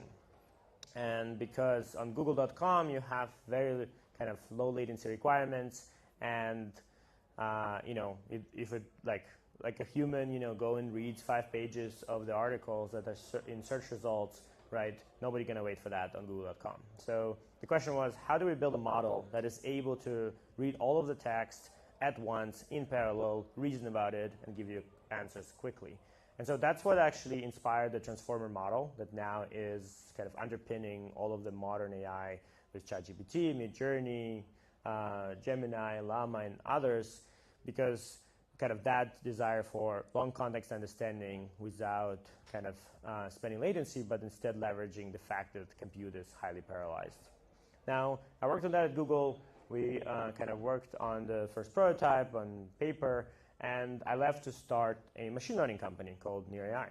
It was originally designed to teach machines to code, to really enable everyone to become a developer and program environments in a natural language way. Now, this was 2017. We did not have money falling from the sky. The GPUs were not growing on trees. And so we were trying to be smarter about it. We were trying to get a lot of kind of valuable data from computer science students to really train the models. And to do that, we engaged them in China, in Southeast Asia, in Eastern Europe. And we had trouble paying them because some people in China don't have bank accounts. They have WeChat, so we need to OTC money into WeChat. The PayPal didn't work in Ukraine, right? Southeast Asia, same thing. And so crypto was actually a solution that we ourselves were like, hey, this is something we can use to send money around in a programmatic way. And then you look at Bitcoin, you look at Ethereum, we send maybe a couple dollars a day to one of the students, and the fees are $5. It's like, well, that doesn't work. And so for us, it kind of the inspiration for NEAR protocol was coming from this: how do we make it available for everyone, really scalable, really cheap and accessible at microtransactions, and also solve some of this kind of fundamental issues that blockchains have, which is, when you're onboarding a new user, they need to go and buy crypto to start using your app. that seems very strange, right? Especially when we're paying them. So how do we solve all of those issues? Now, the way we formulated this vision, though, is kind of to encompass what we've started and where we're going, is to give users ownership of their data, assets, and power of governance, right? And so assets is something that everyone in Web3 usually familiar with. Let's launch more tokens. Let's, have, your keys, your crypto. But the data was really important, and this is something, again, in 2019 we're talking about already, because it really kind of changes the relationship that you have with, social media, with other places. And power of governance as well is this ability to switch, to leave the platform, right? To take your social graph and go somewhere else, to take your data, to take your Google Docs and import them somewhere else, right? And none of this is still, that working that well. Now, the challenge actually that generative AI is accelerating kind of the problem we've already had for the past 10 years. And this problem is that you have these big companies that have a very much attention-driven economy, right? Attention is all you need after all. And this attention is, turns into money through advertisement. This money are reinvested into building better models that are optimized to make more money, to get you to spend more attention, right? It's a flywheel that continues churning.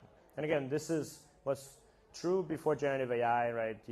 Instagram and TikTok kind of getting people to keep scrolling, but it's becoming even more important now. And in turn, it's also starting to break the rest of internet, right? Reddit and Stack Overflow now just become a data kind of warehouses that's selling data to those platforms. You have, massive trust problems with institutions because you have kind of this polar opinions that have been shown to get you engaged, to get you enraged, and to get you to keep scrolling. You have kind of, misinformation has been promoted because it's more engaging content. And the reality is this is not a evil plan that somebody came up with in any of these companies. It's just a natural incentive structure that's been built, that because they don't have more users to target, they need to get more attention out of existing users, and you need to keep kind of churning this. When people launching new models, new products, they're deciding based on what will get people to spend more time, what will get people to spend kind of more money on this. Now, regulations in general usually supposed to help us, but as we know in Web3 and similar in AI, the regulators themselves are not equipped to deal with this technology. They don't know what's the latest, and especially in this space where things coming up, every other week, right? It's really hard to be kind of a regulator. And they fall back in the AI case to these big companies to actually tell them what's the best, right? The heads of big companies are on the AI advisory committee, and obviously for them it makes sense to capture it in such a way that open source and kind of new startups are not able to participate. So this is kind of the backdrop of the challenge. And so what is the solution? Well, the solution is we do need a user-owned internet. This is the same thing we've been saying about open web. It's kind of broader picture than Web3. And it's combined this kind of set of principles we've built in Web3 around user ownership, about kind of new economies, open marketplaces, decentralized identity, and with new transition to a platform where AI is becoming the interface, where the products are AI enabled and are through them you're able to kind of engage. I think one of the important parts is kind of crypto been struggling to find its foothold, and now there is a platform shift that's happening in the world. And similarly how Perplexity managed to disrupt some of Google's traffic, right? We have an opportunity to disrupt existing platforms by building better products in this new way.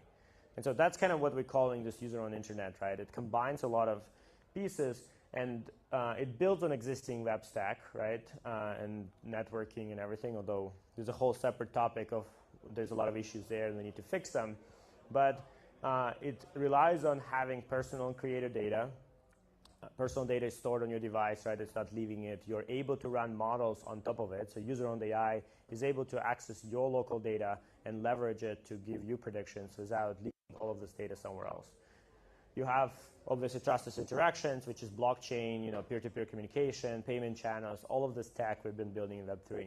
And you have experiences that are more kind of composed at your user level, not being built by a centralized company and shipped to you as kind of monolithic experience.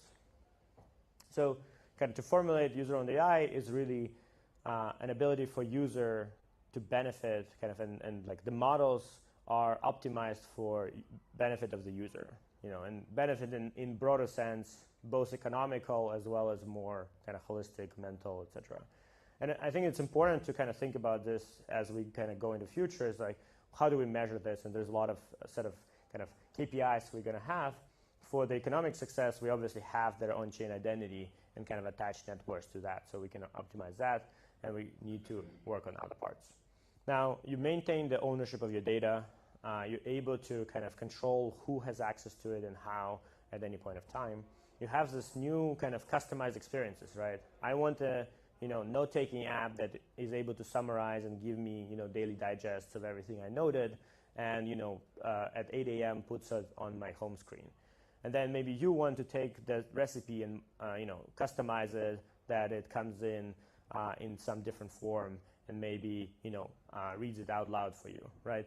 This is kind of, instead of we getting an Apple Notes app and we cannot do anything with it, like we actually have an ability to customize experiences and really treat them more as experiences instead of these monolithic apps. And we have a kind of network where everybody benefits, right? It's not that all of the kind of revenue and profit being sucked out by a few companies, but actually have a kind of equal field where everybody needs to compete and produce and kind of contribute to actually benefit. And I think that's a really important part here. We're not trying to bring down some of the centralized parties. We're trying to even out the field so everybody can participate.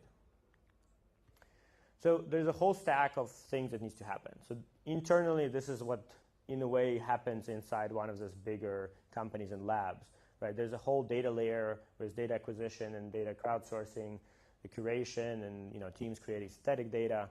You have whole teams that handle compute and inference infrastructure, then used for specific models as well as running models on user device. And you have application stack, which like ties it all together and provides tools to consumer and business applications, right?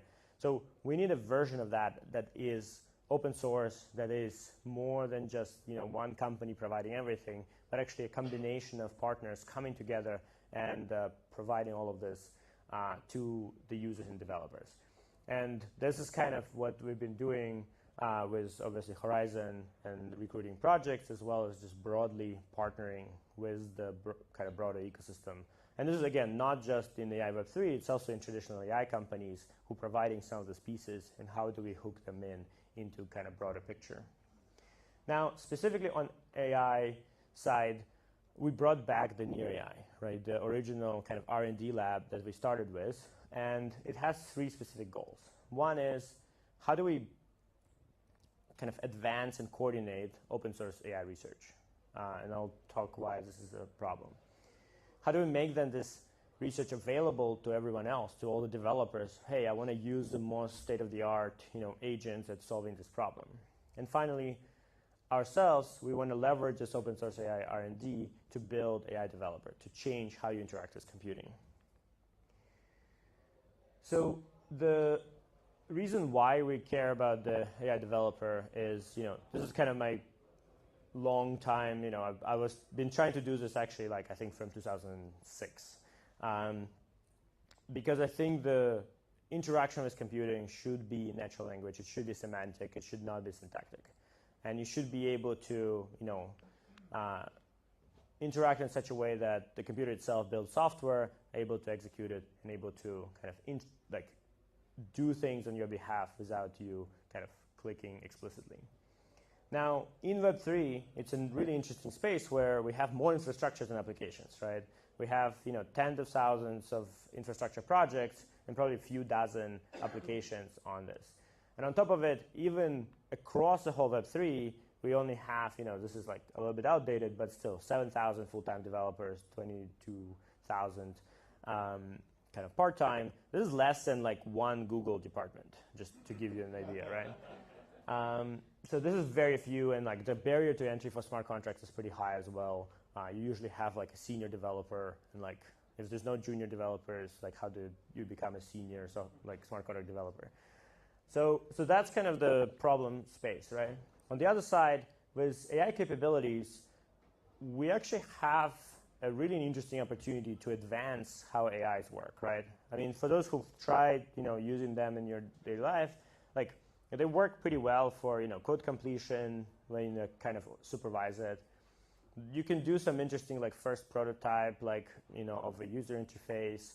They kind of give you like high level interesting things, but as soon as you go and like actually try to get it to do a very specific thing correctly, right, they usually fall off, get stuck, and do stupid things. And so the interesting thing with code compared to many other spaces is that we're actually able to test if it's correct, right? We're able to actually verify that the code that it's written is correct. And so in research, that's a very useful thing because now you can have people iterating on it and trying different things and being able to compare how it works between different approaches. And so it's really great environment for testing those reasoning capabilities of different AI models, of agent setups, etc., where you have this kind of pretty complicated tasks and a very specific test sets for this. Now, even more important for smart contracts, we don't want just some smart contract. We want a correct smart contract that is, not losing anybody's money, you're not able to hack, there's no like rounding error somewhere on the edge. And so the important part going forward in general will be that we need a formal verification for everything we do, for every code line we write. And this is actually going to be important long term because even now the LLMs are actually pretty good at finding vulnerabilities in the code. And so this is just going to get better. And we kind of need to rewrite all of the software with formal verification if we want to not be living in the world with zero-day vulnerabilities every day. And so this is a really good environment to test that because formal verification on smart contracts is a space which got a lot of investment. There's a lot of people look at it. There's a lot of tooling as well, and as well as in Rust. Now, the other part is, you wanted to be able to discover new APIs, right? Hey, somebody just built a new project on NEAR. Let's figure out how to use that. Hey, there's a smart contract that was deployed. It should be able to use it, right? So it's a really good way also to test if it can pick up new tools, new APIs. And finally, okay, agent build an application, right? It still needs to go and test it itself, right? It still should be able to go and click through it, make sure it works. Right, so this is actually a good environment to test out kind of how the interaction with applications work, which is useful then to go in for process automation and other use cases as well. So this is a very common skill that you can leverage. So AI development is in a way like a really nice environment to test a lot of different skills and kind of make progress on them and create this automated benchmarks where if you ask it to plan a research plan for biotech, how are you going to test it, right? You need to build a lab to actually test if it's a correct plan. And here you're able to kind of have an environment where you test everything really quickly. Now, the other question is this science fiction, right? Because remember, we pitched this in 2017 and started NEAR AI with that. And back then it was a science fiction, right? Most investors were like, huh? And so I think we've went from complete high, and back then we created a custom data set because on a data set we actually collected for real problems it was complete zero, right? So we created a custom data set which DeepMind and cited that they beat, and now we see on a real data set. So this is kind of basic Python problems which already at 95s. This is actually solving real GitHub issues on GitHub. Right, and we went from 0.17 in November last year, to already almost 20% in June. Right, so the progress is pretty quick when you have a very well set out benchmark. And so what we're doing right now is actually setting up benchmarks to kind of showcase more and more complex problems, so that people and researchers can actually iterate on this. But the point is, the progress is happening, and it's happening really fast. So the other side is this is all expensive and complicated, right? So what we've been doing is not just attacking the problem itself on the research side, but also setting up a framework so that everybody can kind of really targeted in the open source world, right? We want to coordinate compute and data acquisition, crowdsourcing in such a way that you can come as a researcher and really go at it and be able to make progress and have kind of access to as much resources as you would in a kind of one of those traditional labs. And so to do all this, we kind of, we have, it's a, in quotes right now, hub, pending brand evolution. But importantly, it kind of connects, it's a connective tissue between all of the different components, right? There's lots of different projects providing compute, right? Be that kind of raw GPUs or inference or maybe some training capabilities.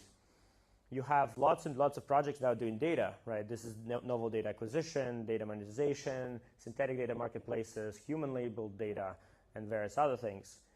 And then we have researchers who are sitting on the sidelines in academia and kind of like individual developers who kind of looking at some of these benchmarks that are now like at 95 and don't know how to engage with, like, and what problems to solve, as well as they don't have access to some of this computing data.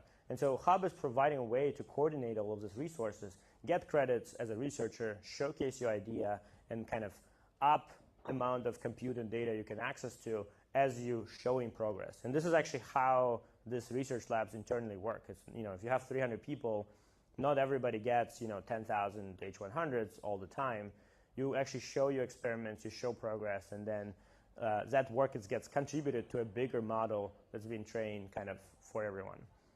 And so that's the same idea here, to actually surface all of the experiments, make them all in the same framework, make sure that work that somebody done in another part of the world is reusable by you. You can see the experiment running on a benchmark. You can see what it done well and what it's missing. You can see new data sets being contributed and how you can leverage them in your models. And finally, all of this gets then packaged and right away usable by application developers, because now you can just access it to the same API, right? Very simple kind of OpenAI style API, which you can start accessing. And importantly, you can also define your application-specific benchmark, right? Let's say you are doing something in medical space, you doing something in financial space. You can define your benchmark. You can upload this to the hub. And now all the researchers can start looking at this, and if the traditional models are only doing like 0.1% on it, people will be really excited to make progress because there's so much room to do it. And so this is really kind of the way we want to coordinate kind of open source research to happen, where the real applications are now bringing their capabilities they're looking for, the capabilities that are not right now there in the models, and they surfacing that to the researchers to then go and use compute, request more data labeling, request more data acquisition to then solve these problems. So specifically, what we're doing is applying all this for AI developer, right? So we have a set of benchmarks, both the ones that are already public, and we're going to be publishing specific kind of more code competition and Web3 development benchmarks. And kind of the way we're structuring this process is there's a user talking with a AI PM, AI product manager, where you're refining the specification, the task you're doing. The AI PM is actually asking you questions and asking for trade-offs in your application. And then you have an AI developer that goes from specification and builds a Web3 application, which contains smart contract, front-end, and middleware. To give you an example, let's say you want to build a decentralized freelance marketplace. The AI PM will go, oh, well, here's how I think it's going to work. Here's the user stories. Here's kind of the default user journeys, maybe components that will be engaged. And you can refine it like, hey, I want to be able to have an escrow that goes into Aave, for example, to make yield while the freelancer is working on the project, et cetera, et cetera. So you can refine kind of how it will work. And then the developer will go use that specification to write the smart contract, job listings, freelancer profile, et cetera, write the front ends, and kind of hook it up together with middleware. So this is kind of in the prototype stage right now, and we're kind of interested in getting like first few people to try it out, as well as a hub where you can upload your benchmarks, as well as if you're a researcher to try it out and see if you can beat benchmarks and kind of use this framework. A lot of it right now is still, again, under very active developments. We're figuring out the specific APIs to make sure It's generic enough where you can do almost everything, but it's specific enough so that it's reusable then for end users and end developers. This is pretty much it. I'm excited for everyone to come here for projects that are building in the AI space, and yeah, hope you have a great end of ACC.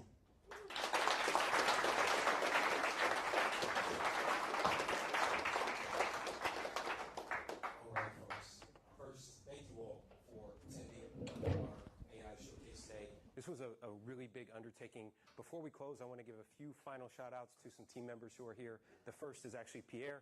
Pierre is one of our software engineers, works directly with all of our teams, has done an amazing job getting these teams integrated. The second is Laura Cunningham. Laura is our head of product. She is actually one of the masterminds behind this whole program and really has overseen all of the strategy behind this. And the third is Mark Mee. Mark keeps all of our investors informed, all the important people informed, keeps me informed, but really appreciate the team and most importantly, Illia, for taking time to share with us today. Folks, this is just the beginning, so really appreciate everyone coming out. We'll be here till 5. Grab some food and drinks, and have a great rest of the day.